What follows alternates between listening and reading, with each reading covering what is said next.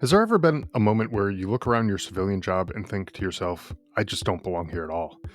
You're just going to work, you're providing for your family, maybe even climbing the ladder, but inside you still feel like you're back overseas, waiting for something to blow, and you really can't turn to anybody in the break room to tell them how you really feel. Now, imagine you're the medic and a truck gets hit by an IED and you lose one of your own the very first time that you're called to do your job overseas. You're dragging that guilt home. You start numbing it with pills and booze and pushing harder at work because that's the one place that you still know how to perform. Until the meds, the stress, the pain team up and you find yourself in a psych ward. And later, find yourself in a dark room with a handgun, deciding whether your kids should grow up without a dad. In this conversation with Army combat medic and veteran Adam Fluegel, we walk through that night, the tiny thought that made him put the gun down, and how he slowly pulled the thread on buried memories, and why he is now building Operation Overwatch, so no veteran has to feel alone in their hometown again. If you have ever felt guilty for surviving, tired of pretending that you're fine at work or at home, or hungry for veteran connection and PTSD support that actually seems to understand combat stress and the things that you actually went through, you're going to want to stick around for this episode. But before we begin, I want to take a moment to raise awareness for something that's deeply important to our community, the Global War on Terrorism Memorial Foundation. This organization is working to build a permanent national memorial in Washington, D.C. to honor the service members, families, and civilians who are impacted by the global war on terrorism. This memorial will be both a tribute to those who served and a way to ensure that their sacrifices are recognized and remembered for generations to come. If you'd like to learn more or find out how you can support their mission, visit gwatmemorialfoundation.org. Now let's get into today's episode.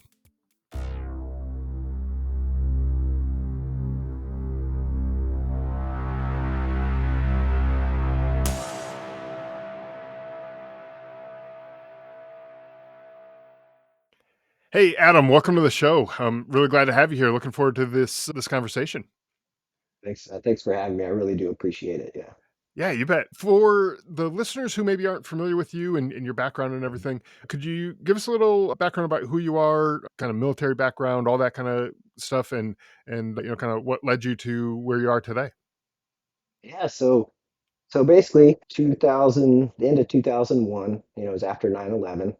Me and my roommate were kind of wasting our time in college. We didn't, we weren't super ambitious. We didn't have everything planned out like many people do.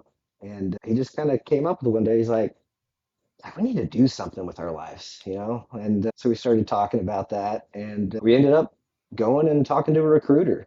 And we were going to join the military together and go through this whole buddy system.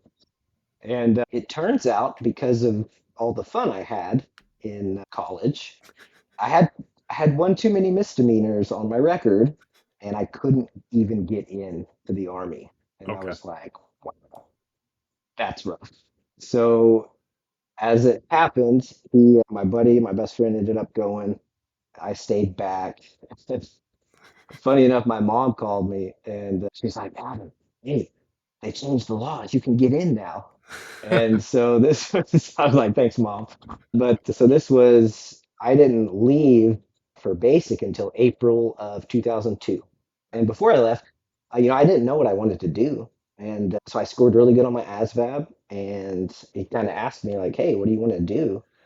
And so when I was at the recruiters after my score, and I was like, I don't really have like a specific role I want to do. I was like, what do you guys need? And the recruiter was like, we really need combat medics, like really bad, or medics or whatever they said at the Sure. time. And I was like, perfect, sign me up. And so I went through all that basic AIT. I ended up being stationed at Fort Drum, New York, so 10th Mountain Division. I was with 215, which is field artillery unit that I was attached to. So I was a line medic for them. And so, yeah, that's kind of where my military career began as a 22-year-old. Sorry, what was a What was the rest of it? Yeah, no, just trying to just get an idea, for the listeners, just get an idea who you are Yeah. and kind of your background and stuff like that. And it's just interesting to me, anyways. I don't know if everyone has the same interest, but it's interesting to me to just to kind of see the path that folks take to get into the military. Some people join for the college money. Some people Right. join because they don't feel like they have any prospects in life, and they just want to get out of the bad situation that they're in, or some people just want to serve their country. And there's That's all what's so sorts of great different. about it. Yeah, yeah, Yeah. yeah. There's Perfect. all sorts of different reasons, and none of them are bad reasons, right? And they're No, all no, no. equally valid reasons. and Absolutely. and so when you kind of just hear the person's background, it kind of helps kind of shape the rest of the conversation, I feel, anyways. Yeah, yeah, for sure. And so you became combat medic. Mhm. Any deployments or anything like that along the way? Yeah, so I was deployed from, I served from 2002 to 2006, and I only had one deployment because when I got out, my unit got orders to go on to another one. But I was in Baghdad from June of '04 to June of '05. So we were there for the first elections, basically there, the Okay. Iraqi elections. So that was pretty wild stuff. Yeah. Yeah. Yeah, and I think for anyone who has deployed, they can probably attest to this. One's enough. You don't you It don't was, need it more. was, it um, was one was plenty for me. yeah, right, exactly. So you get out 2006, you said, right? And transition from military to civilian life. A lot of times, folks have a difficult time with that. That could be pretty challenging. How did that look for you? How did you kind of navigate those post-service years? And what did you end up doing? Did you have kind of tough time with that transition, or how did that work out for you? I I didn't have a tough time working, getting right to work. My plan was when I got back, I was supposed to go like firefighter academy. I was going to go because of my medical training. I was going to do firefighter paramedic. It just Sure. made sense, with the experience that I gained. And but I still got to pay bills, and there wasn't a class that was open. I came home to a family, and so I got a job right away. I got home on a Friday. I drove back from New York, got home on a Friday, and started a new job the following Monday. Like it was already Oh, wow. set up. So there was like no chill time. It was like get right to it. Sure. And so yeah, so I started doing this. I got a job doing like shipping and receiving. It's a stainless steel shop where they have welding and all that kind of stuff. And so I was just doing, basically I was running the shipping and receiving department. And it was crazy. How easy and calm it was. There wasn't any chaos. Like it was, all these experiences and stuff that I had, thought I wanted to go continue to do that kind of stuff. And I realized I was like, I kind of like this. I don't have to worry about, like saving somebody's life Sure. or not, and I mean, I kind of made the decision real quick. I was like, I'm going to stay here and kind of work my way up. And that's just what I kind of did. It was the struggle for me. It wasn't the work. I was successful at work. Mhm. The problem for me was the personal side. I battled so many demons that I just kind of lost. Like I mean, like so many. It's nothing new. It's we come back and we're just lost. Like we lost that camaraderie that your brothers, sisters, and you just kind of move into the civilian world, and you're just trying to work, just trying to support your family or yourself or whatever, and it just becomes your new normal. But like deep inside, you're struggling. You put everything into work because you can. Right, and it's almost like that's like one thing you can control, like Yes.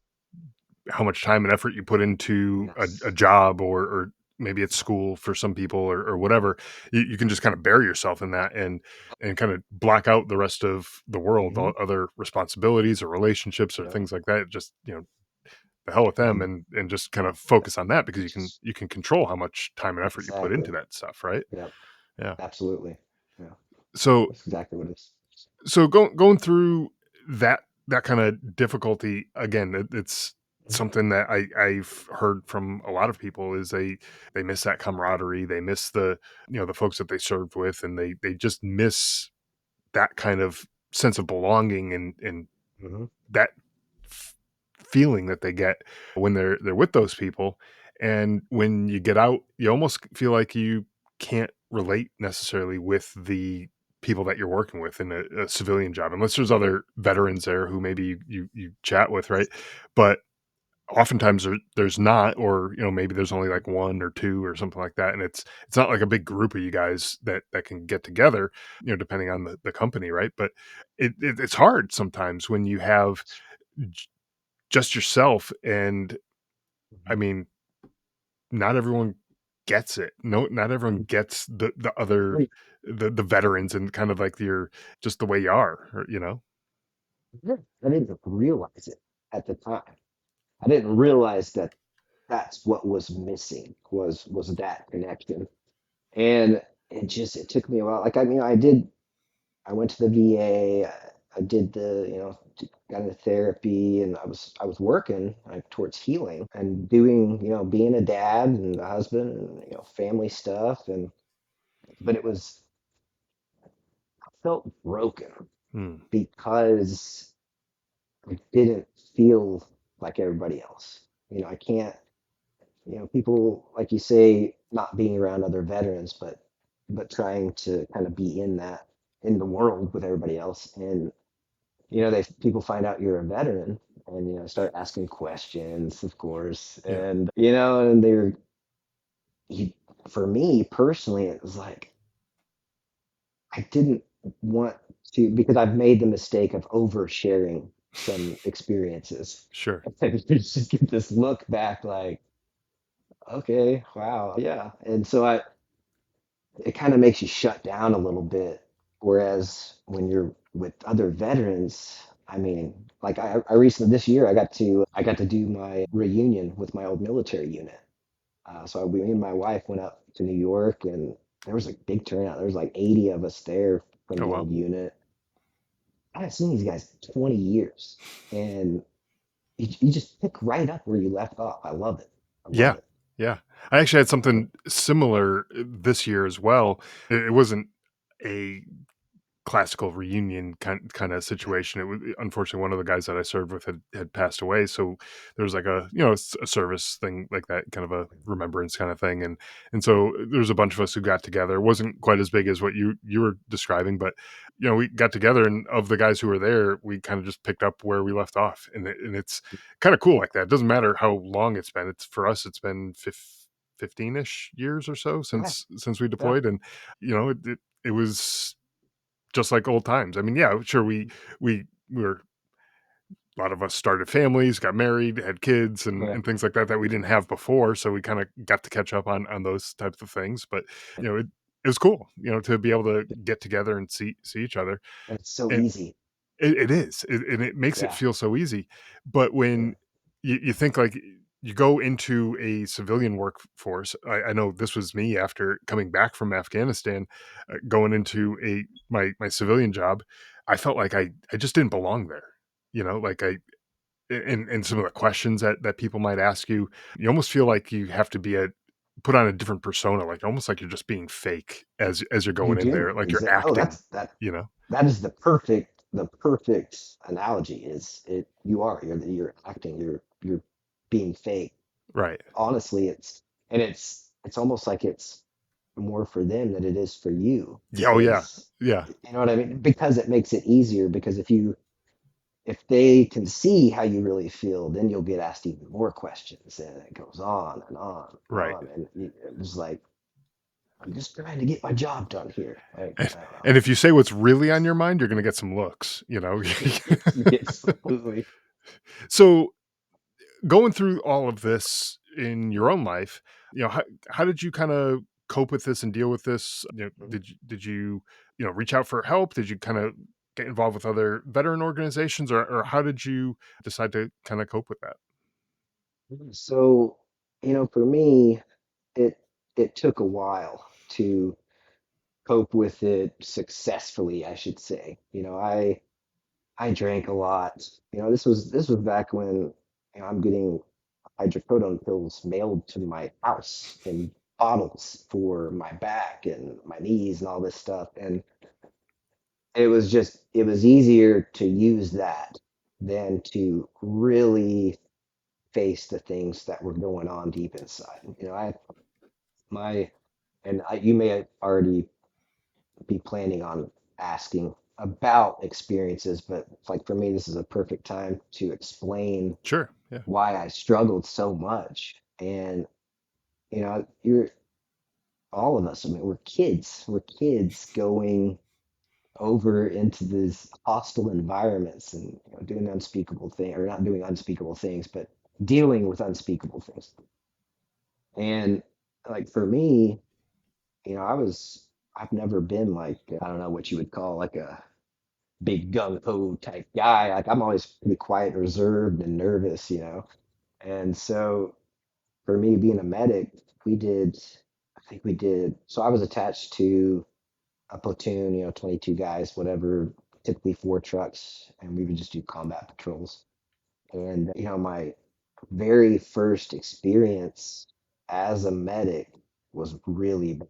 Like it was just we had a truck get hit by an IED. I, I've done training. I worked on dummies. We've done training exercises on actual soldiers, but it's not real. Like it's all pretend and it's just a training. Yeah. And so literally the very first thing that happened to my group of guys was a really bad one. And for me as the medic, proving to them that I'm capable and all this stuff. And it was just a nightmare scenario. So we ended up losing him. He didn't make it. And it's one thing when you're a paramedic or in a hospital, you're treating patients. You know what I mean? And I don't make light of that. Like Sure. that's hard, if you lose a patient. But to lose a friend, a brother, that's a different it's like a different level, and that crushed me because that was my first thing. So coming back to me dealing when I got back, that it took a while to figure out that was the one thing that was really at the root of all of my issues was that failure, like Right. not being able to save him.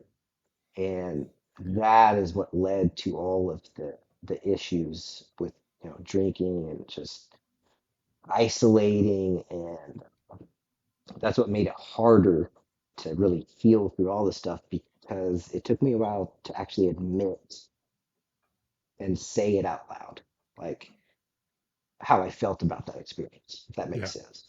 Oh yeah, no, absolutely. And it makes sense what you're saying too. And again, not to make light of, the paramedics or doctors or anything Right, like that right, around here, but it makes sense because those people work on a patient, and whether that person lives or passes away from whatever it is that they're being worked on, that that doctor or paramedic or whoever, they move on to the next person, and that right. they have to just go help that next person. And yeah, sure, they may go give a notification to a family member, "Sorry, this person didn't make it," or something like that, but they're not hanging out with those people day after day after day. Whereas someone like yourself, not only did you lose a friend, but everybody that you lived and worked with for the remainder of that year that you were over there, they lost a friend too, and you're around those same people, and it's not like you can even put that out of your mind because all of those people they're thinking the same thing. Like, man, this sucks. This person's gone, and whatever. They're sad. They're upset. They're having all Yeah, the emotions, and you don't get a break from that. And yeah. Yeah, sure, a doctor might feel the same way after losing a patient, but hey, you know what? We gotta move on, and we got another patient to go work on too. And Right. not to say that you maybe didn't have another, soldier that needed help too, but that doctor is like immediately thrown into that next thing, and they don't have time to sit and Mhm. ruminate on it with the family, with the loved ones of that Right. person. Unlike Exactly. what you had to deal with. It seems like, And what was wild is the day it happened. It was New Year's Day when the incident happened, and I was not that I don't care about this, but explaining it.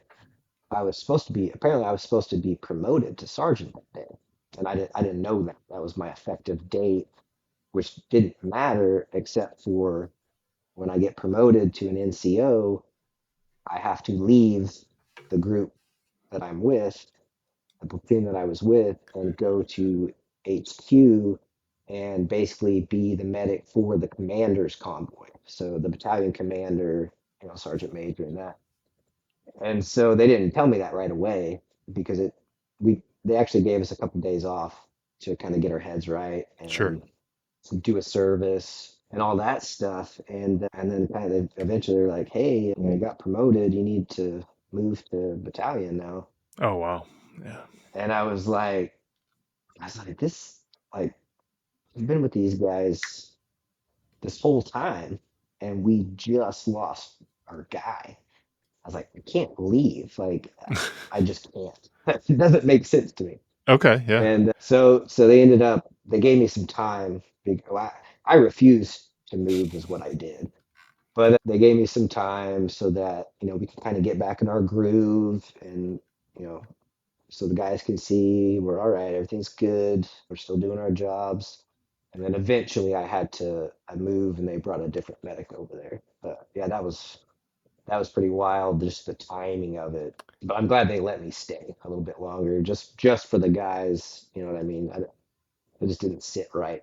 That's true too. Yeah. I mean, they just lost somebody. You just lost somebody, and then to lose somebody else. I mean, not forever, in the Yeah, yeah, same way, but it shakes up the whole dynamic of the platoon, the whole group that you're with, it does. and you know, dealing with a new guy coming in for that platoon who didn't experience that could be hard too, and that.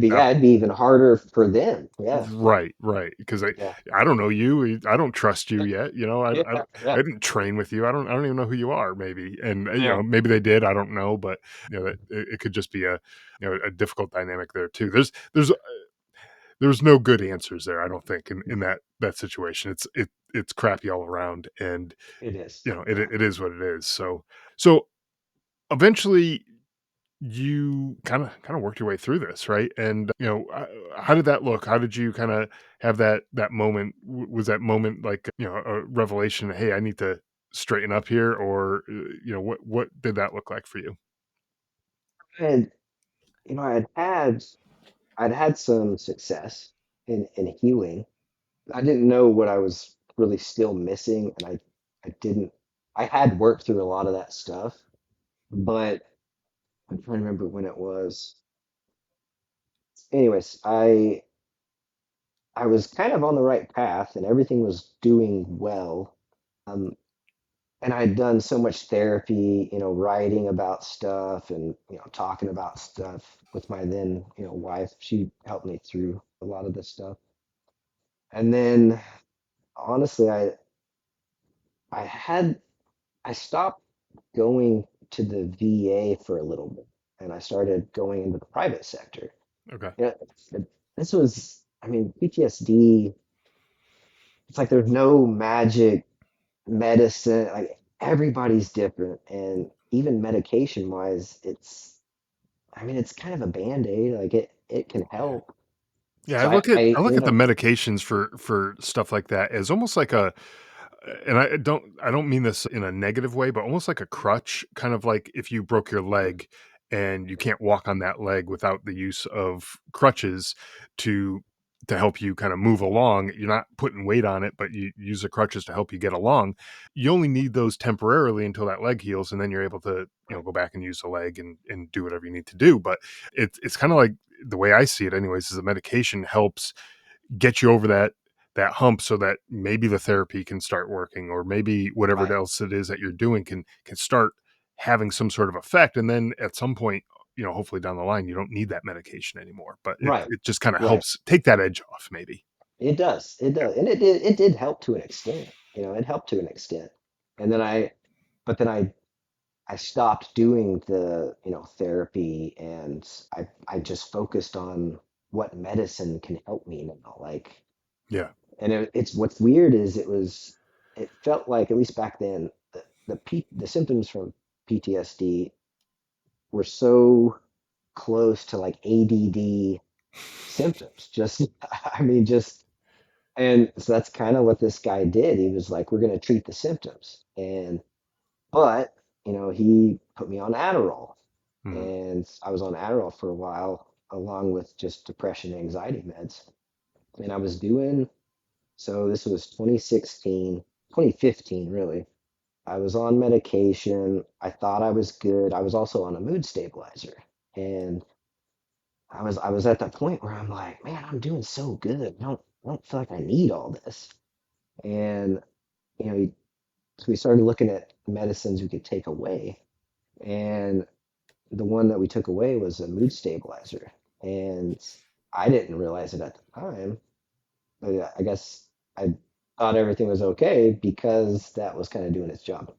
Anyways, over time, between stop taking that, staying on way too much Adderall, which I didn't know at the time, I was being overprescribed, mm, and just being, I started getting real careless and like spending money I didn't have. And it was like I was trying to this, fill this void with other things. And it just kept spiraling. And I didn't realize it at the time. Like I didn't really see it. I was just trying to be happy. Like I was looking for something to make me happy. And, it just kept going and going. And it was like, I need one more thing and one more thing and one more thing. And I mean, we're broke. Like, we're living paycheck to paycheck. And I'm just having issues, like marital issues at the time. But I ended up like talking to someone else. Like I stepped outside of my marriage, which I've never even done that in a relationship with a girlfriend. sure. And Yeah. so it just got worse and worse and worse. And it all came to a head. And the marriage, the family kind of blew up, and we kept working through stuff. But later on into 2016, I'm still on all this Adderall, and I'm taking on a new role at work. And sorry, it sounds like I'm going off onto this tangent, but it'll get me to where I'm Sure. got better eventually. So I was working full time. I was trying to get my degree in my spare time. I My home life was miserable just because of everything that had happened. And I was asked if I wanted to volunteer to do like another gig at work, getting into just a different department and helping them out because they were short. Sure. And me, just I can always work. I can always work. Like throw it all at me. I can keep working. And so I volunteered to do it. And I threw myself into that, and it ended up being like it was really hard. It was kind of turned into like 14-hour days, and then trying to get my school done on the weekends. Mm, And hey, I got that Adderall. It's keeping me going. It's keeping me going.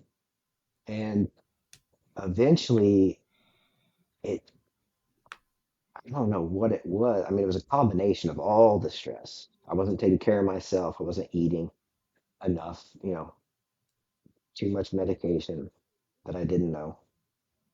And then I started getting really paranoid, right? So I've never experienced that before. Like it starts with little small things, and then it would build and build and build. And the next thing you know, I'm thinking that I'm being followed by black SUVs. And it made no sense whatsoever. okay. But I'm so like worked up about everything that's going on that I don't realize what's going on. And so I started like, this my job. You can always count on your job, that mission. I started like not calling in. I was so exhausted that I wouldn't even get up in the morning. And like they would have to call me and be like, "Hey, is just checking in. Are you coming in?" Never, nothing like that. I've never been like that before. And so I go in and my boss, called me into his office and he's like, "Hey, we need to like give you some time off to, figure out what's going on." Because I think people had seen a little bit of my paranoia and stuff that you can only hide so much. Sure. Yeah. Yeah. And so I think it was starting to be known that there was something off with me. And so I had to be put on FMLA. And that was early in the morning when he gave me the news and I was driving back home. And the whole rest of that day got worse and worse and worse. By the end of that evening, I had to go check myself into a psychiatric ward. So I literally had to, I even realized how crazy I was. And it was like, I have to do something. Sure. That, that was my, that was my turning point because for one, I finally admitted it. I'm not okay. Even though it sucks that it took all of that Yeah. to get there. And so when I go in, my brother drove me. My mom drove up, and my brother took me in to the hospital and checked in. And they initially like they wanted to see my medications. I brought all my medications and everything, and they immediately stopped the Adderall. Like they looked at all my medicines. And was like, okay, this needs to stop. Well, yeah, come to find out that that doctor ended up losing his license Oh wow. because he was over prescribing medications. And but it was almost like a blessing in disguise because I don't know if that wouldn't have happened, I don't know how long I would have gone on pretending and pretending and just trying to live life. And so yeah, so I was there, I spent a week there and got all the meds out of my system, got me to a new doctor and tried to kind of rework that part of it. And I was so depressed. Like I missed 2 months of work and that's like unheard of. And so I say that was my bottom. I was that depressed that I saw everything that I had caused, like in my family, running from the pain and the all the stuff. And so I haven't quite hit bottom yet, apparently. To give it a different kind of bottom because I hated myself because I was conscious now. Like I could see everything clearly. I wasn't, struggling like Yeah. paranoia with all that. Like I could finally look back and just see this weight of disaster that I had caused. And I couldn't do it. Like I was so upset.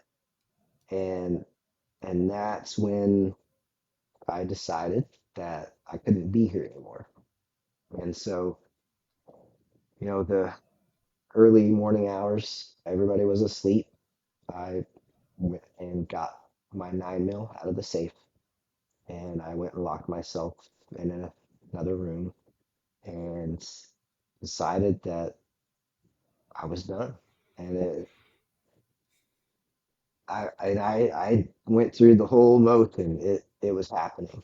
And but then I picture my girls, my little girls, and I'm like, what would this do to them?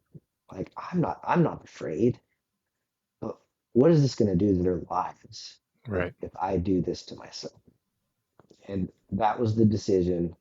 That was the only decision that I can't do this. And so I say that was my turning point before. That was my real rock bottom where I can't Right. go any lower than this. And when you make that when you make that decision, I'm gonna live no matter what, it does change your outlook. Yeah. It changes your perspective to where I'm not just trying to live day by day or get by or do the bare minimum. It's like this was this was close. Like this was permanent. Like this would have wrecked lives and ended mine. Hmm. And it you get like this motivation to get to the root cause of stuff. Yeah. And that was when, okay, I started putting the work in. And I mean, I detailed writing down experiences and stuff and looking at teeny tiny details. I think that was probably the most beneficial thing. Use the medicine if you need it to, like a crutch, like you said, like a crutch.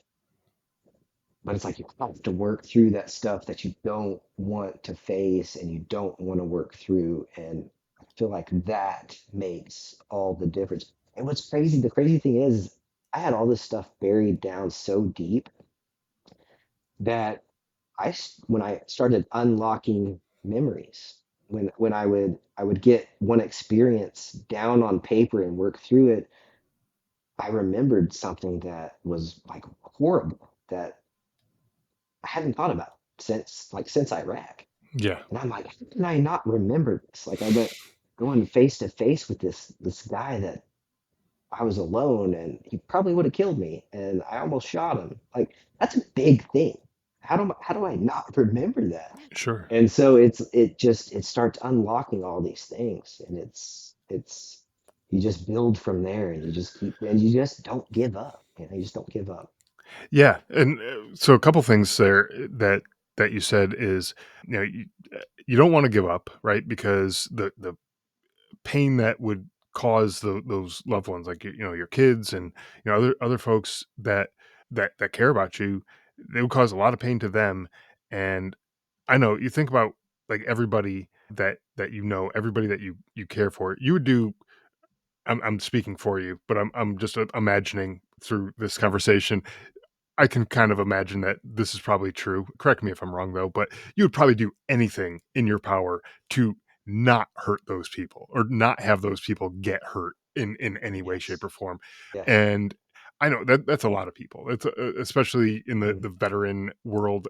We come from a job where we were the protectors or the providers Yeah. or the caregiver in a medic sense. Like the Yeah. person who looks out for other people, and the Right. last thing we want to do is go and hurt people, especially the people that we care about. Yeah, sure, we'll go and hurt people, but those are Yeah. the bad guys. So, Yeah. This is um, bad guys. so we're not, but we don't look at our family, our kids, our other loved ones. We don't look at those people as the bad guy. We look at those as the good guys, and just like the guys that you serve with in that platoon or other folks that you serve with, you're going to do what you can to protect them. And yeah, maybe you're not always going to be 100% successful, but you're going to do your best to make sure Yeah. that you give it 100%, with those people. And same thing when you come back home, is all these people are relying on you to be there, and it would destroy them if you Mhm. weren't. And that kind of thing, like that kind of mindset is maybe just what you need to get past whatever tough thing that you might be going through, that Right. dark time, Yeah. those dark thoughts that are going through your head, Yeah. just picturing those people the next day waking Yeah. up without you, and it's like, Yeah. how could you It's like, how could you do that to somebody? And that's yeah. kind of the mindset I think a lot of people need to just run through their head if they're in that place where they're at that rock bottom moment. Just think Yeah. of all the people who would be absolutely destroyed if you And weren't just here. and just have that like one thing. If you Yeah. just have that one thing that's worth holding, because that's probably one of the biggest issues we have with veteran suicide is not everybody has a family that they Yeah. get to come home to. I mean, a lot of these, guys, girls, whatever. Maybe it's just them, like they're Yeah. just on their own, supporting themselves, and maybe they don't feel like. anybody would miss them because they don't feel like they have that in their life, you know. Right.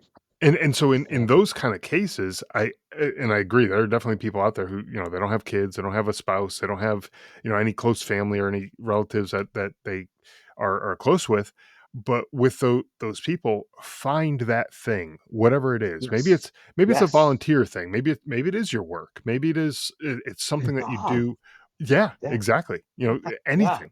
Get a dog, get get something in your life that something you're gonna wake up. something that relies, like something that you know relies on you. Yeah. Like you almost need like that responsibility towards something. And Yep. I've seen that with, you see a lot with veterans and getting these therapy dogs. Right.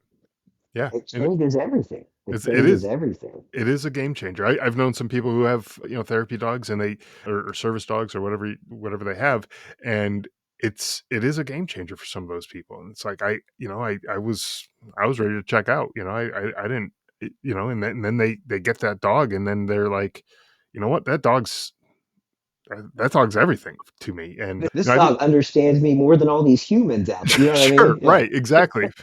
I've even heard of a guy who he was in that situation, didn't really have any family, no kids or anything like that, but he had a dog, and so what he did was he took the key to his gun safe and he hung it around his dog's collar, and he said, "If those thoughts come in, I'm gonna have to go look that dog in the eyes to go get It's that key." genius. And you know what I That mean? is And so genius. Yeah. that gives you just a little bit of time to think and really reflect on what it is you're about to do, and hopefully just buys you enough time to snap you out of it, and, you're not gonna be, rainbows and unicorns and everything's gonna be Right. peachy after that, Oh yeah. 100%, Yeah. but you're gonna get to a point where you're at least, down off that ledge and you can start to see things a little bit differently, and eventually it's not an overnight process, but eventually you start to do the work to get to that healing. You just need a glimmer. Like you just need a glimmer of hope to keep going. Yeah, exactly. Now, I want to kind of fast forward a bit here and talk a little bit about the nonprofit that you're starting. Yeah. That's there for veterans, mentorship, that type of thing. Tell us a little bit about the organization and kind of how it works and what people can expect from it. Yeah. So the website is currently under development. It's Operation Overwatch is the name of the nonprofit, and it kind of stemmed from really my struggles in the past when I went through everything I mentioned and finally got to the realization that it was that connection I was missing. I didn't have anybody here, veteran, like brothers, wives, sisters, wives, whatever, not family, but Sure. service members. And when I got to go spend time with veterans, where here or there, like something clicked. It was like that void and that hole in my soul was instantly filled, which I could not explain. I mean, it makes sense, but and it was like, we need more. We all need more of this. Yeah. And I was like, well, I didn't have it because I didn't know anybody here. I didn't know veterans. Like, there's veteran nonprofits, like veteran organizations, all that stuff, which is great. But maybe I don't even feel like I can be in public. Maybe my anxiety is so crippling that I don't want to be around crowds or this or that. Yeah. And so we started working through some ideas of like having a place where we could bring veterans together. And the ideas just started evolving.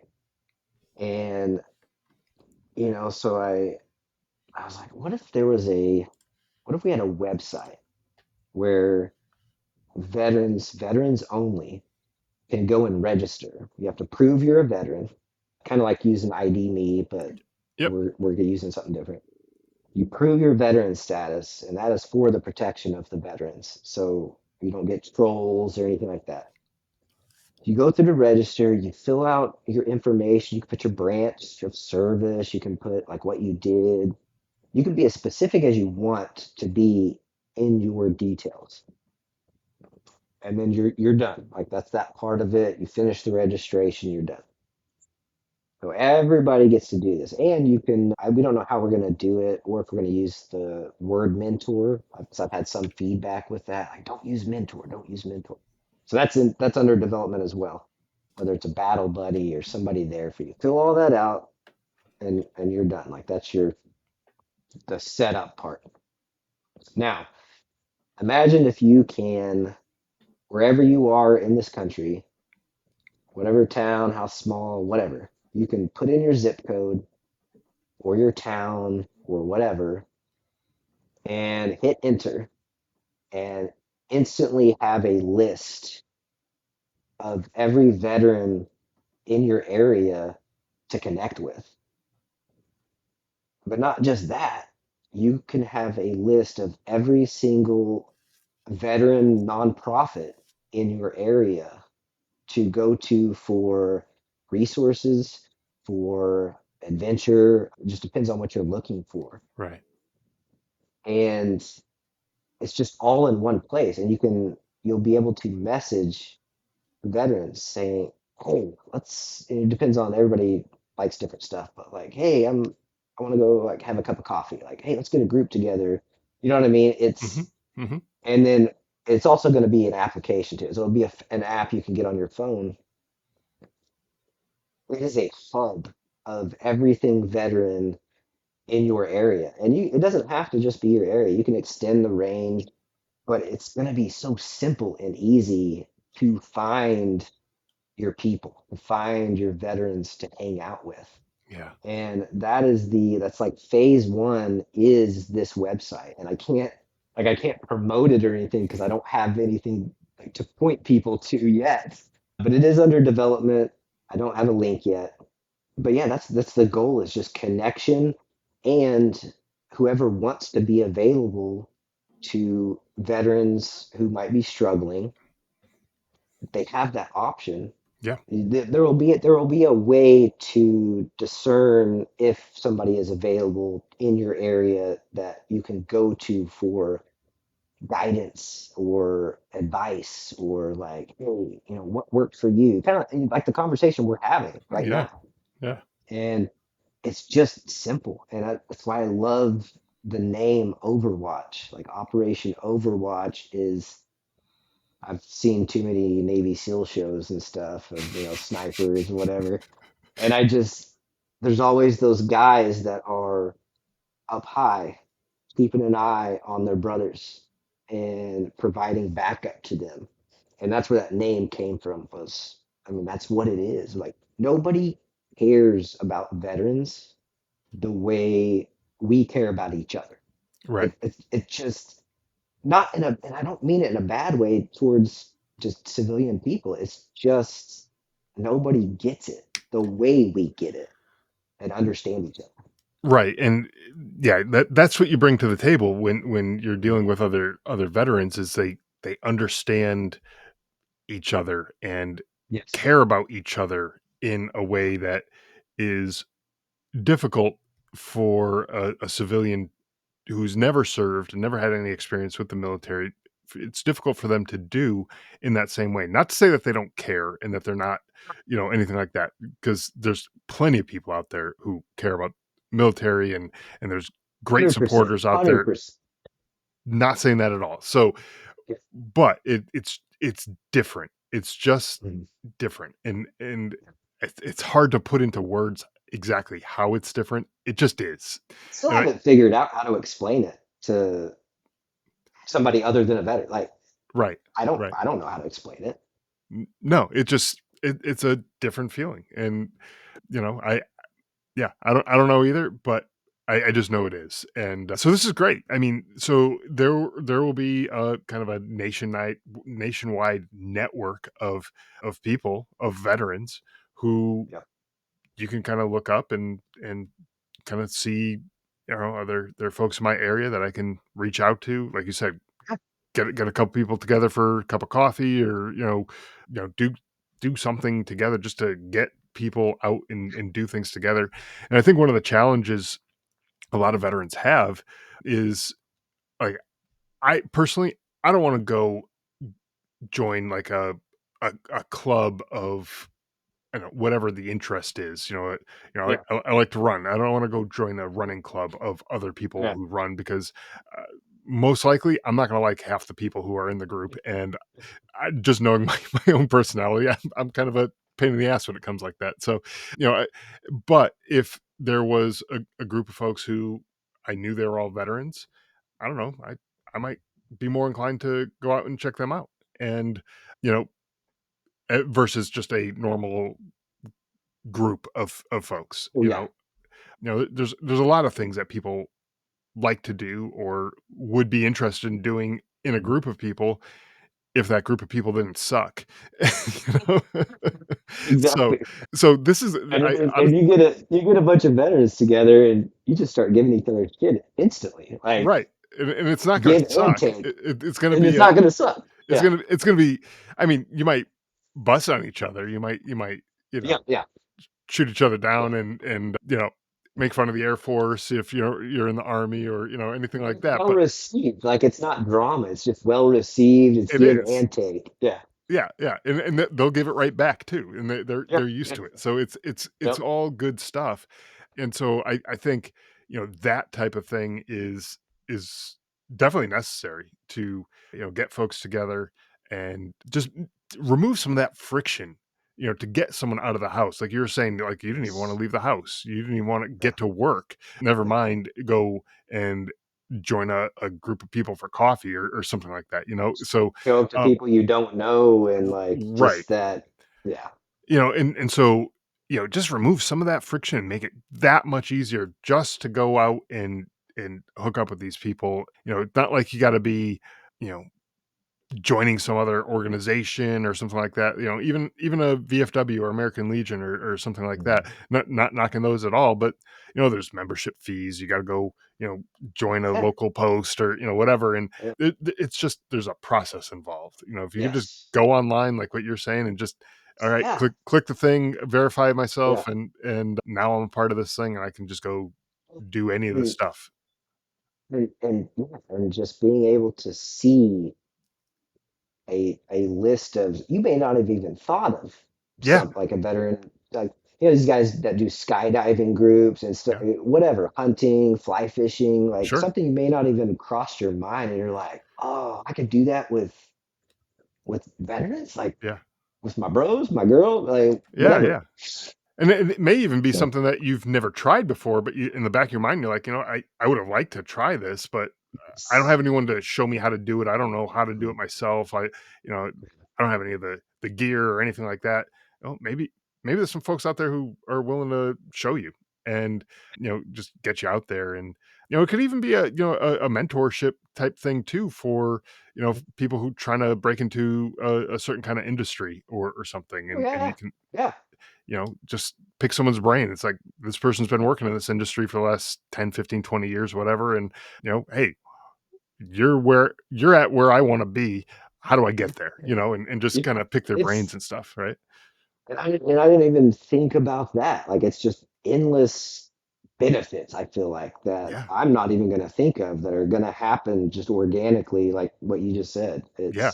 I Exactly. wish I got so I basically I posted this idea on my own Facebook and because I wanted to get feedback from veterans of like kind of how they felt about it.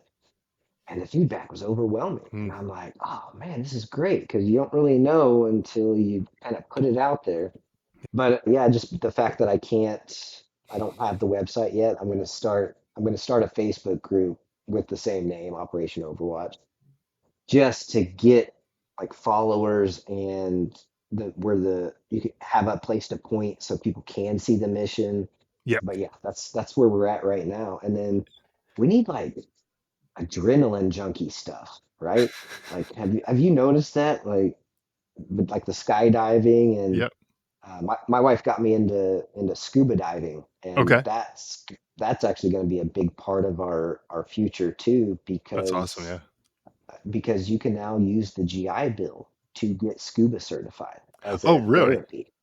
Oh, So okay. this is kind of brand new that they're doing this, and we have some friends that are opening up a scuba shop next year, and not just that, but we want to have a strong veteran presence, and hopefully that can spread also.